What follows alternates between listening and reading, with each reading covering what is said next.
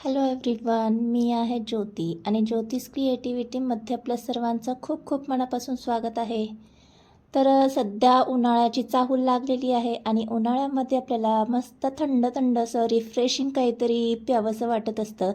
तर असंच आज एक आपण रिफ्रेशिंग ड्रिंक पाहणार आहोत. तर अगदी घरगुती साहित्यामध्ये तयार होतं आणि झटपटही तयार होतं. एकदा बनवून तुम्ही आठवडाभर हे सर्व करू शकता. तर करायचं आहे काय, यासाठी इथे आपल्याला लागणार आहे टरबूज. तर इथे छोटे साईजचे आहेत त्यामुळे मी 2 घेतलेले आहेत.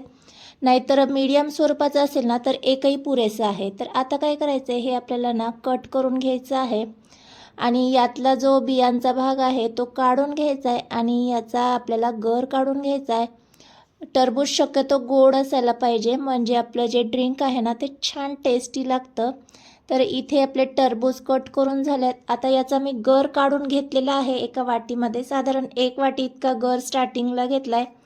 आता हा गर आपल्याला मिक्सर जारमध्ये घालून घ्यायचा आहे आणि याचा आपल्याला ज्यूस काढून घ्यायचा आहे. तर इथे आपला ज्यूस तयार झालेला आहे. आता काय करायचं आहे, साईडला ठेवून देऊ या ज्यूस. आणि इथे मी घेतलेले आहेत साधारण 2 चमचे इतके सब्जा सीड्स. आता हे आपल्याला एका पाण्यामध्ये स्वच्छ धुवून घ्यायचे आहेत आणि भिजत ठेवायचे आहेत. साधारण 5 ते 10 मिनटात हे सब्जा सीड्स भिजून जातात.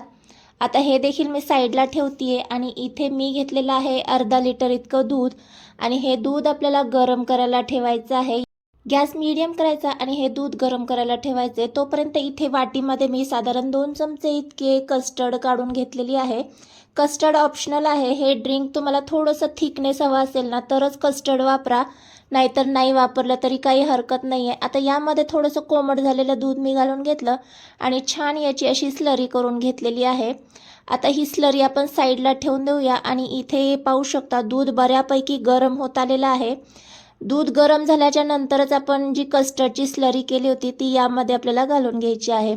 कस्टर्ड जर तुम्हाला वापरायचं नसेल ना तर कॉर्नफ्लॉवर वापरलं तरी काही हरकत नाही आहे. एक साईडने मिक्स करत जायचं आणि एक साईडने स्लरी घालत जायचं, म्हणजे मिश्रण जे आहे त्याच्या गाठी गुठळ्या होणार नाही. छान मिक्स करून झालं की हे साधारण आपल्याला मीडियम गॅसवर 5 मिनटं हे असं शिजवून घ्यायचे. जेव्हा आपण शिजवतो ना तर हे कस्टर्ड खूप सुंदर लागतं. तर बऱ्यापैकी शिजले. आता हे आपण साईडला ठेवून देऊया थंड होण्यासाठी. तोपर्यंत इथे मी काय केलं, अर्धी वाटी इतके साबुदाणे घेतले होते. हे छोटे मिनी साबुदाणे आहेत.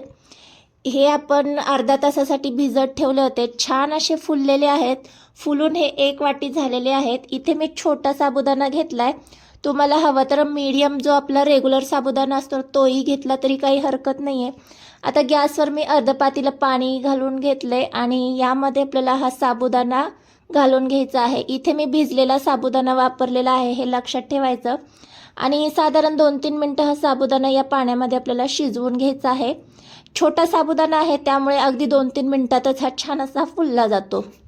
आता हा आपण काढून घेऊया. जास्त आपल्याला शिजवायचं नाही आहे. इथे बऱ्यापैकी शिजला की हा चाळणीमध्ये मी गाळून घेतलं यातलं पाणी आणि थोडंसं थंड पाणी यावर घालून घेतलं, म्हणजे एक्स्ट्राचं जास्त हे शिजता कामा नये. आता यातलं पाणी निथळतं आहे तोपर्यंत इथे जे आपण कस्टर्ड तयार केलं होतं ते देखील बऱ्यापैकी थंड झालेलं आहे. थंड झाल्याच्या नंतर इथे वरती अशी साई जमा होती ती आपल्याला छान एकजीव करून घ्यायची आहे. इथे पाहू शकता बऱ्यापैकी आपलं कस्टर्ड जे आहे ते थिक झालेलं आहे. या पद्धतीने थिकनेस हवा आहे आपल्या ड्रिंकला, त्यामुळे मी कस्टर्डचा वापर केला आहे.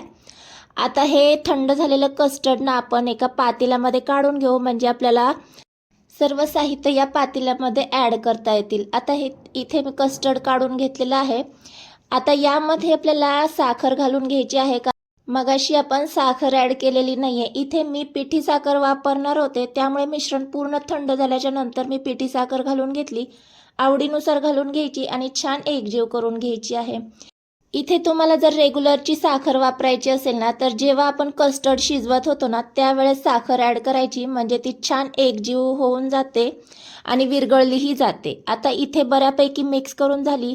आता यामध्ये आपण जो टरबूजाचा ज्यूस केलेला आहे तो ॲड करून घ्यायचा आहे आणि साबुदाणे जे आपण ठेवले होते ना ते घालून घ्यायचे आहे. इथे पाहू शकता मस्त असे क्रिस्टलाइज झालेले आहेत.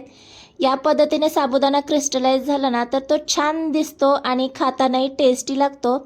आता हे सर्व साहित्य ॲड करून झालं की छान एकदा एकजीव करून घ्यायचं आहे. साबुदाण्याच्या गाठी गुठळ्या जर झाल्या असतील ना तर त्या फोडून आपल्याला मिक्स करून घ्यायचे.